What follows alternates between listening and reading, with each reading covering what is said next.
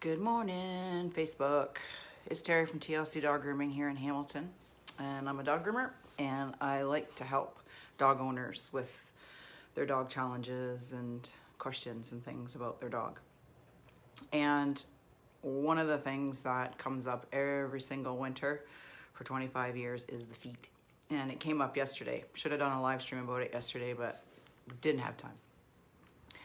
So, you know the hair underneath the foot, so you got your pad, there's like a little V, the pad, right? And the hair that grows in there, it's important.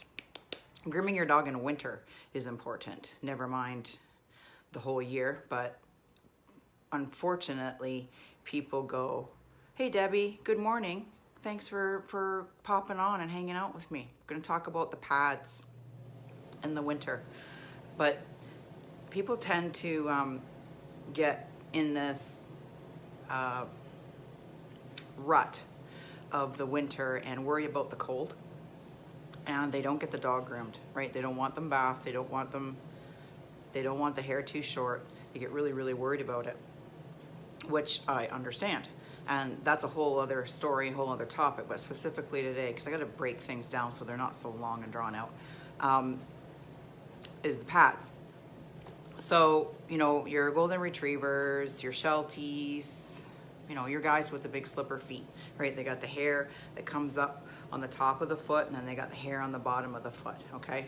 Those guys, I like to see that trimmed back, not necessarily all of it taken out. I like to leave a little bit of protection for snow and ice and things like that in that pad for those kind of guys, and then we trim up the top of the foot and make that a nice little pretty little foot, so there's not all this hair sticking on there. And it's because you want to keep that away because of the ice and the snow, right? They get snowballs, right? You go out for a hike, you go out for a walk, you go to the dog park, whatever, and they stop after you've gone 10 or 15 feet, and they've got their foot up like that, and they got snowballs. So if we keep those pads clear of hair, it's not going to collect and attract snow and ice and make their foot sore. The little guys suffer just as much, and they kind of get forgotten about by their owners. They're very worried about them being too cold in the winter, so they don't get them groomed as much. A lot of times we'll see dogs come in September, October, and then we don't see them again until April or March. And that's tough on everything. Faces, bums, feet, the body itself. We'll talk about all that another time. They too go out for walks and get snow and ice in there, but what their feet tend to do more than the other breeds, like the drop coat breeds, like I was mentioning, the Shelties and the Goldens and all that kind of thing, their foot tends to get really matted, the hair in there.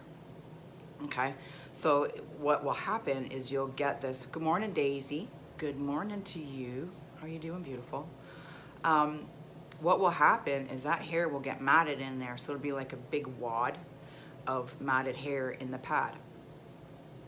And then they go out for a walk, they go out for a potty break, and the feet get wet, that hair gets wet, so you've got this wad, this not very nice wad of matted hair that stays in the pad and keeps the foot wet all the time. So it could be several hours, depends on how much hair is in there, how big the foot is, and how much they go outside, right? How much exposure they've got to wet ice and snow. So when you've got this matted hair in there and you've got a wet foot, you don't have a healthy foot, okay? Then they start to lick and chew, and you'll get a lot of owners that'll come in and say he's biting and licking and chewing at his feet, and I don't understand, it must be the salt. Probably is part of it, the salt, irritating the feet, okay? On the sidewalks, people's driveways, all that kind of thing. That's a piece of it, but there's that hair, and it pulls on the skin, right? It gets tight in there, and that makes it really hard for us to go in there with our surgical blade and trim that out. So the foot's wet all the time, right? All the time, all the way around the clock, right? And cockers, they're really plagued with this kind of thing. They've got big, huge, hairy feet. And we see a lot of cockers that don't have healthy feet. because they're not on a regular grooming schedule. The ones that are on a regular grooming schedule, 6 to 8 weeks, they have healthy feet because we're getting in there and we're taking care of it for them, okay? The other piece of it is that it's slippery. You blow dry his feet, go for it. Yeah, go for it. If he doesn't mind it, I can't imagine Mateo minding you blow drying his feet. I bet that's you should videotape that because he'd probably go sideways. But yeah, blow dry them for sure. And you're in enough, Debbie, with Mateo that he doesn't get the matted pads, okay? Because you come to see me enough. Okay, so I take it out and you're maintaining it with a towel and the blow dryer. Right on. The slipperiness that with all that hair, right, on the foot is kind of like those slippers that Grandma used to knit for you that didn't have any traction. He has no issue, but he used to. Okay, good, because we're on it, right? So they get up from their bed or from wherever and they try to walk across the hardwoods or across the ceramic tiles or whatever, and they're slipping. Well, it's usually because A, the toenails are maybe too long, or they've got excess hair on their feet. So when people will come in and they just want a nail cut, quite often I'll ask the owner if I can just run my blade or my scissors over the pad so that I can get contact, because sometimes that hair will grow right over the pad, okay? The only thing that's touching the surface is hair, and that's how they feel, that's how they know by those digits on their pads, right? The type of surface that they're walking on, because it sends the message to the brain. Slippery surface, you know, rocky surface, slope, whatever. But when there's those digits are completely covered with hair, we're taking away from their ability to navigate through things, right? So not only is it a hygiene issue, but it's also a navigation issue in that they can't fully get a sense of where their feet are, so they start to slip. And then if they've got a knee problem or shoulder and neck problems or back problems, and then they wipe out on the floor, that brings in another issue. So if we keep those pads clear of the hair, it's all good. Yesterday I had a lady that comes in, she's got a little Bichon, and she grooms her Bichon at home by herself, but she comes in here about every 10 weeks or so and has me do the nails and has me clip her back the ears. And I asked her yesterday, I said, did you want me to clean out these pads when I was cutting the nails? And she said, no, they're okay. I need that there to protect him from the snow and the ice. It's winter. He needs to have that hair in there.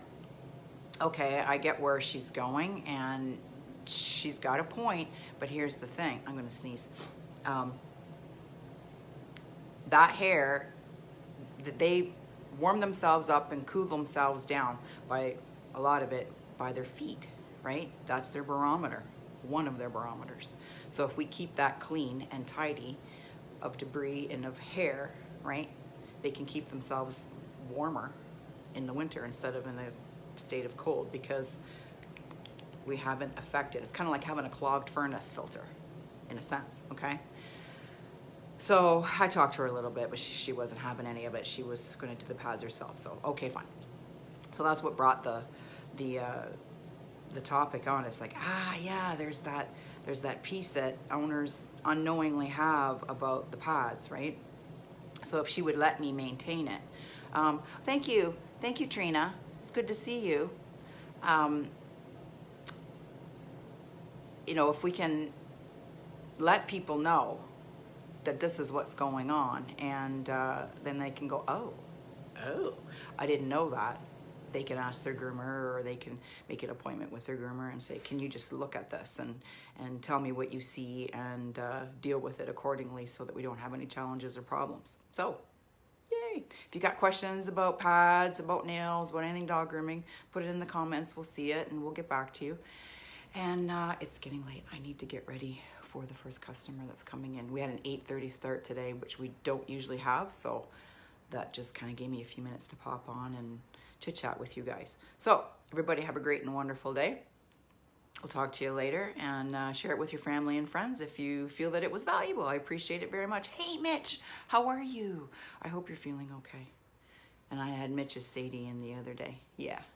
Okay, gotta go. Gotta get the, and Tina Earl, good morning. How's your little teddy man? Hey? He's so sweet. I love that picture you put up of him the other day. He's just sitting there, ooh, this little Christmas thing. Okay, so I got to get going and get the board done, get the towels folded, and see if there's messages to return, and probably, if there's time left, get back on the Facebook and reply to comments that were on. Just did this post the other day about people's dogs. She wanted to see how people's dogs are sleeping, and people are commenting on it, which I really appreciate, people taking the time to do that and show us their dogs, how they're sleeping, and the last image on your phone of your dog. It's fun, a lot of fun, but I didn't take any time last night. I was in here last night till about 8 o'clock, so I was just whacked. I was in bed by 9, and I had a good long sleep, so I'm feeling a little bit refreshed and recharged. So you guys have a great and wonderful day, and I got to get at it and get crack-a-lacking. Talk to you later.